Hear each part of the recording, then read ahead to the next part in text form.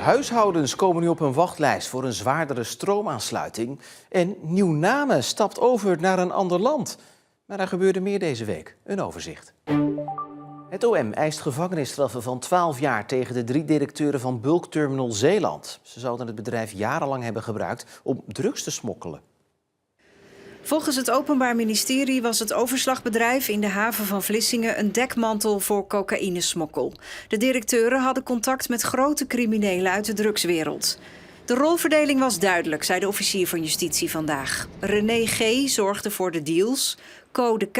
regelde de praktische zaken rond de drugsmokkel. Jacco G. waste het criminele geld wit. Uit het onderzoek komt niet heel duidelijk een leidersrol naar voren bij één van de 3 verdachten. Eigenlijk hebben ze allemaal een bepaalde rol gehad in de criminele organisatie waaraan ze alle 3 hebben deelgenomen. En dat maakt dat wij vinden dat ze alle 3 een even hoge straf zouden moeten krijgen. Bulkterminal Zeeland werd in 2015 opgericht en liep direct goed. Maar in 2017 kwam het bedrijf al bij justitie op de radar. Een lading cocaïne werd onderschept, maar de blokken aluminium waar de drugs in zaten werden expres wel gewoon naar de eindbestemming gebracht. En dat bleek BTZ te zijn. Daarna werd er jarenlang informatie verzameld door justitie. Er werd afgeluisterd, berichten werden onderschept. Zelfs een infiltrant werd ingezet die een drugstransport regelde via BTZ. En dat alles leidde tot de grote rechtszaak van nu. Deze zaak is zo bijzonder omdat we eigenlijk wel vaker zien dat bijvoorbeeld een havenarbeider een pallet bananen verplaatst voor geld van criminelen. Maar het komt heel weinig voor dat de voltallige directie zich bezighoudt met dit soort ernstige feiten. Dat maakt dat dit eigenlijk een schoolvoorbeeld is van ondermijnende criminaliteit. Zuivere ondermijnende criminaliteit. En dat maakt dat er hele hoge straffen worden geëist. De verdachten horen de strafeisen van 12 jaar cel gelaten aan, maar hun advocaten zijn niet te spreken over de inzet van een undercover-agent, legt verslaggever Rick Bolt uit.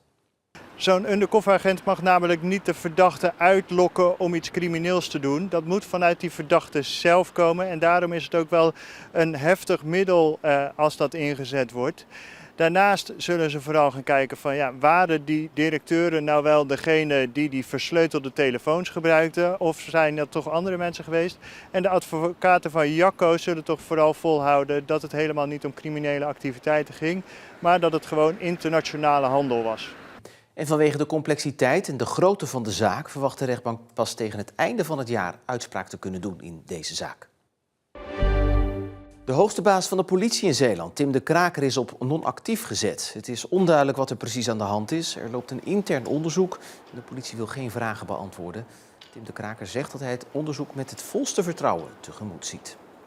Zeeuwse huishoudens die een nieuwe of zwaardere aansluiting willen krijgen op het elektriciteitsnet komen vanaf deze week terecht op een wachtlijst. Dat is het gevolg van netcongestie, het volzitten van het stroomnet. Tot nu toe kwamen alleen bedrijven op een wachtlijst en werden huishoudens nog ontzien. Wil je een warmtepomp, een laadpaal voor je auto of elektrisch gaan koken?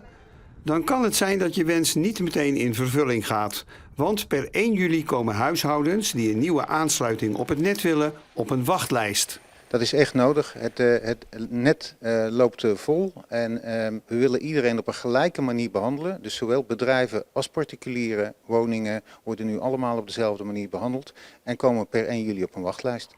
Er was al een wachtlijst voor bedrijven, maar huishoudens die uitbreiding willen komen daar dus bij. Afgelopen maand konden mensen nog meer stroom vragen zonder op een wachtlijst te komen. Deze wijziging van wet en regelgeving is al langer aangekondigd. Dus we zien inderdaad dat er op dit moment meer aanvragen zijn dan gemiddeld. En als je voor 1 juli die aanvraag doet, wordt die gewoon 100% nog gehonoreerd? Dan geldt nog het oude systeem, ja. Dat mensen gauw nog uitbreiding aanvragen, merken ze bij Novectra in Terneuzen. Dit elektrotechnisch installatiebedrijf heeft het heel druk gehad afgelopen maand. Wij zien echt een 10-voud van aanvragen voor capaciteitsvermeerdering. Het bedrijf heeft slim ingespeeld op de nieuwe maatregel en zijn klanten voorgelicht dat het moeilijker wordt om meer stroom te krijgen. En wat zegt u dan? Doe het nog nu? Doe het nog snel? Nou, als het nodig is, dan zeg ik dat ja. Als het niet nodig is, gaan we dat niet adviseren. Maar veel mensen willen het. Ja, zeker, omdat die elektrische auto toch aankomt. Dan ben je eigenlijk wel verplicht om 3 fasen te hebben. En anders wordt het heel langzaam laden. Verslaggever Marcel de Kranen over de wachtlijst en hoe wordt bepaald wie er aan de beurt is als er ruimte is op het stroomnet. Als er nieuwe capaciteit op het net komt, dan wordt die verdeeld niet volgens het eerst komt, eerst maat principe, maar volgens wat met een duur woord heet maatschappelijk prioriteren. Dus er wordt gekeken naar het maatschappelijk belang. Dat is ook wettelijk zo geregeld.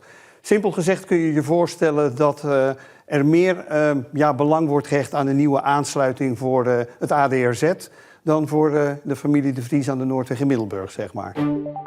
De vaccinatiegraad in Zeeland is nog steeds te laag. Het streven is dat 95% van de jonge kinderen is gevaccineerd. In Zeeland was dat vorig jaar ruim 78%. Er is dus nog een lange weg te gaan. Maar de GGD ziet ook een lichtpuntje.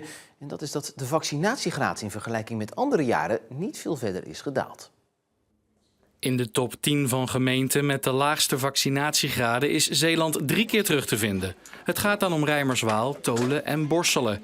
Zeeland als geheel heeft nog steeds een van de laagste vaccinatiegraden van Nederland. Ja, daar zijn we natuurlijk op zich niet blij mee. Hè. Je wil natuurlijk zo hoog mogelijke vaccinatiegraad hebben om de beste bescherming te kunnen bieden.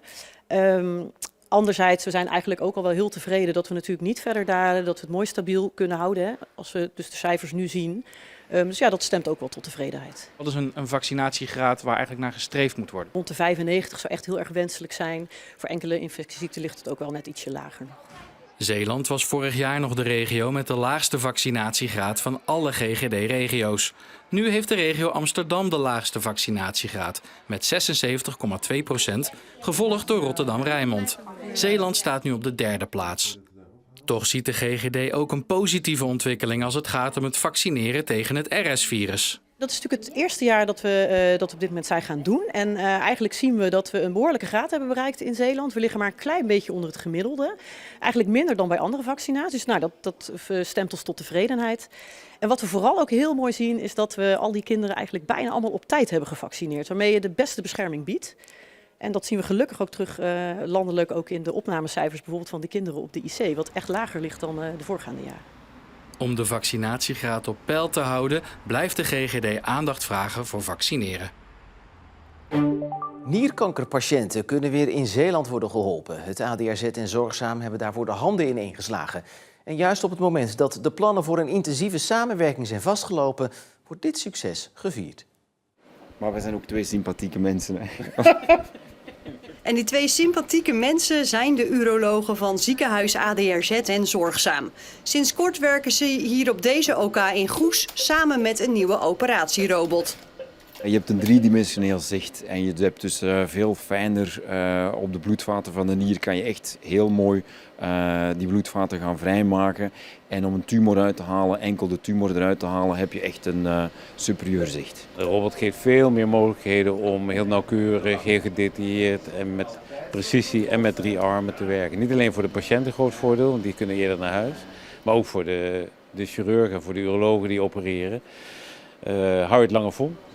Tot nu toe moesten patiënten voor sommige ingrepen de provincie uit. We hebben een tijd lang, doordat we hier die robot nog niet hadden, die nieroperaties waarbij we een deel van de nier verwijderden, moeten verwijzen naar Rotterdam, naar ziekenhuizen daar die dat al deden sinds een paar jaar. En nu kunnen we dat dus weer zelf gaan doen. Om de operaties terug naar Zeeland te halen was naast deze robot ook een verplichte samenwerking nodig tussen de 2 Zeeuwse ziekenhuizen. Omdat ze los van elkaar niet meer mochten opereren. Dat heeft te maken met de volumenorm. En gezamenlijk halen we het aantal van 50 wat de norm is, halen we. En we kunnen elkaar heel goed aanvullen en aanvoelen. Dus hebben we dit met veel plezier en goed resultaat kunnen uitvoeren. Het is vooral heel leuk om te doen, echt een teamwork en het is echt trainen en zien dat je ermee kan werken. De ingreep op zich die kennen we, dat is van open chirurgie, van kijkoperaties, maar het instrument zelf is gewoon iets anders. En tegen dat je het kan bedienen achter de console ben je wel een heel aantal uren aan het oefenen. Hoewel de ziekenhuizen blij zijn met deze operatierobot, houdt de verdere samenwerking hier voorlopig op. Vorig najaar werd nog een intensievere samenwerking over meerdere afdelingen aangekondigd. Maar door weerstand onder het personeel is dat voorlopig afgeblazen. Er gaat haast geen week voorbij zonder nieuws over de nieuwe kerncentrales in Nederland. Zo ook deze week. Donderdag sprak de Tweede Kamer over de voorkeurslocaties in de Eemshaven in Groningen en de Paulinapolder bij Biervliet. Staatssecretaris Johannes de Boot kreeg veel kritische vragen en moest uitleggen waarom de kaarten nu anders op tafel liggen dan eerder. Volgens collega Floris-Jan Sietsema is tijdens het debat duidelijk geworden dat het kabinet nu eigenlijk 3 opties heeft. En dat Groningen technisch gezien de beste optie is en dat de Paulinapolder ook nog steeds in beeld is. Maar dat er ook de optie is dat het gewoon allebei niet wordt. Geen Groningen vanwege het gebrek aan draagvlak en geen Paulinapolder omdat het daar gewoon technisch niet voor elkaar te krijgen is. En in dat laatste geval zouden er helemaal geen grote nieuwe kerncentrales komen. Dan zou het kabinet nog kunnen gaan inzetten op de komst van meerdere kleine kerncentrales. Eind dit jaar of uiterlijk begin volgend jaar moet duidelijk worden wat het gaat worden. Tegen een 63-jarige man uit Vlissingen is een gevangenisstraf van 4 jaar geëist, waarvan 1 jaar voorwaardelijk, met een proeftijd van 10 jaar. Hij zou een aantal jaar lang een minderjarig meisje hebben misbruikt, van wie hij het voetbalmeisjesteam leidde. De man ontkent alles. De Vlissinger werd begin dit jaar opgepakt. Hij was tussen 2014 en 2018 voetbaltrainer van een meisjesteam bij voetbalvereniging Zeelandia in Middelburg. Hij wordt verdacht van verkrachting en het dwingen tot ontuchtige handelingen. Het meisje was destijds tussen de 15 en 19 jaar oud. En het OM komt tot de eis van 4 jaar, waarvan dus 1 jaar voorwaardelijk, omdat de verklaringen van het slachtoffer sterk zijn en ook consistent, zegt verslaggever Mercy Kamermans. Alles wat zij heeft verklaard was steeds weer hetzelfde. Er is ook nog steunbewijs. Zo heeft ook een bekende van de verdachte verklaard dat hij ooit ook tegen haar gezegd zou hebben dat hij seksuele handelingen had verricht met het slachtoffer. Alleen ja, de man zelf die ontkent glashard. En eigenlijk neemt het OM hem dat ook heel kwalijk. Want het is zo dat de man eerder is veroordeeld in 2003. Ook voor ontucht met zijn pleegdochter. En het OM zegt dus, ja, wij geven 4 jaar, waarvan ook nog 1 jaar voorwaardelijk, omdat het lijkt alsof u niet geleerd hebt van de vorige keer. En de rechtbank doet over 2 weken uitspraak in deze zaak. Zeeuwse onderwijsinstellingen dringen aan op goed openbaar vervoer als begin volgend jaar de Westerschelde-tunnel gedeeltelijk is afgesloten. 4 maanden lang is er dan maar 1 tunnelbuis beschikbaar. En lang niet iedereen mag daar doorheen. Honderden studenten en docenten zijn hier straks de dupe van. Joep en Tim wonen allebei in Oost-Zeeuws-Vlaanderen. De 2 eerstejaars bedrijfskunde zijn uren met het openbaar vervoer onderweg om les te kunnen volgen op de HZ in Vlissingen. Ik ga eerst met de bus of met de nieuwe Flex naar Terneuzen. En daarna pak ik daar, afhankelijk van de tijd, de directe bus naar Vlissingen. Hoe lang ben je dan onderweg? 1,5 tot 2 uur. Dus het is een flinke reis. Ik ga altijd vanaf Vogelwaarde naar Terneuzen met de brommer. En dan stap ik daar gewoon op de bus richting Middelburg of Vlissingen. Als ik naar Middelburg moet, dan stap ik nog op de trein hier. Dus ik ben elke dag ongeveer 3 ronden weg. 1,5 uur heen en 1,5 uur terug. Wat een gedoe. Ja, het is niet heel efficiënt. En het wordt er straks niet efficiënter op. Tijdens de werkzaamheden aan de Westerschelde-tunnel doen ze er nog langer over. Het openbaar vervoer blijft in die 4 maanden beschikbaar en wordt juist opgeplust, maar kan dan alleen tijdens het juiste blokuur naar de overkant. We kijken wel een beetje tegenop. Carpoolen wordt ook moeilijker omdat auto's gewoon lang niet allemaal door de tunnel gaan mogen. Dus dan word je echt afhankelijk van de bus. Ik heb er niet bijzonder veel zin in. Maar ik denk, ik ga gewoon in het begin kijken van lukt het een beetje of niet. Misschien komen ze nog met een goede oplossing, dat weet ik niet. Maar als ze er niet mee komen, ja, dan kan ik misschien wel gaan kijken naar bijvoorbeeld hier op kamers. Of ja, iets anders zien te regelen, van dat ik hier ergens kan verblijven. Zo denken de studenten nu al na over mogelijke oplossingen. En dat doet de hogeschool zelf ook. We hebben verschillende sessies georganiseerd voor studenten en medewerkers waar we input hebben opgehaald. En we hebben een projectteam waar we eigenlijk werken aan oplossingen. Dus bijvoorbeeld extra studentenkamers, aanpassing in rooster en ook maatregelen in het onderwijs zelf. Dus bijvoorbeeld groepen uit Zeeuws-Vlaanderen meer clusteren. Al die maatregelen zijn hard nodig, want hier op de HZ zitten zo'n 800 studenten uit Zeeuws-Vlaanderen die straks te maken krijgen met die gedeeltelijke tunnelafsluiting. Op mbo-instelling Scalda is de groep nog groter. Daar gaat het om zo'n 1000 studenten die straks heen en weer moeten reizen. En dan zijn al die medewerkers uit het onderwijs nog niet eens meegerekend.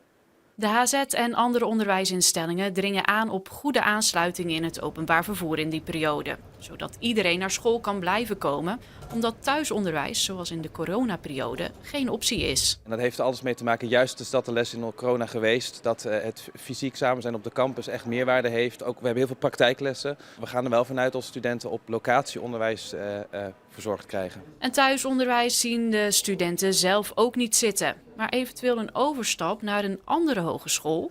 Gewoon, het is al lang en als het dan nog langer wordt, dan wordt het toch wel verleidelijk om bijvoorbeeld in Breda te gaan studeren als je daar een kamer kan krijgen. Nee, daar zat ik niet aan te denken, want het is maar voor een paar maanden. Dus dan nog helemaal van school wisselen zo, is maar wel een beetje aan de extreme kant. Dus jij blijft gewoon lekker hier? Ja, ik blijf hier. Ook in het basisonderwijs kan die tunnelscheur nog voor problemen zorgen. Dan gaat het voornamelijk over leerkrachten die van de ene kant naar de andere kant van de Westerschelde moeten voor hun werk. Er wordt nog gekeken of leerkrachten onderling misschien kunnen worden uitgewisseld. Anders zijn ook zij afhankelijk van het openbaar vervoer. En dan tot slot nog even dit, want het was wel even een katerdinsdag toen Oranje werd uitgeschakeld op het WK. Het WK voorbij, zou je dan denken, maar dat is buiten een klein dorpje gerekend. Want in Nieuw-Namen wisselen ze Oranje gewoon in voor rood. Ga voor de Rode Duivels juichen. Ja, wat wil je? Belgische moeder, Nederlandse vader, dus dan... ja. Ja, wij wonen maar net tegen de grens, dus als Nederland niet meer meedoet, dan ga je voor België supporteren. Hè? Dat is toch leuk? Het zou andersom ook zo zijn. Toch merkt café-eigenaar Philip Mangus een verschil in kijkgedrag ten opzichte van voorgaande jaren. Ik vind dat het wel minder leeft als andere WK's en EK's. Ik denk dat het door het tijdverschil komt. Van de uitzendingen van de wedstrijd. Dat wel minder is dan andere jaren. Maar daar heeft deze bewoonster wel een oplossing voor. Nee, ik kijk altijd thuis, hoor, niet in het café. Nee, ik zit lekker op mijn zeteltje. Ja. Kijk, dat zijn de echte supporters. Dinsdag, dan wordt haar supporterschap nog wel eventjes op de proef gesteld. Want dan spelen de Rode Duivels om 2 uur 's nachts tegen gastland de Verenigde Staten. Tot zover deze Zeeland de Week. Voor nu nog in ieder geval een hele fijne avond en graag tot morgen.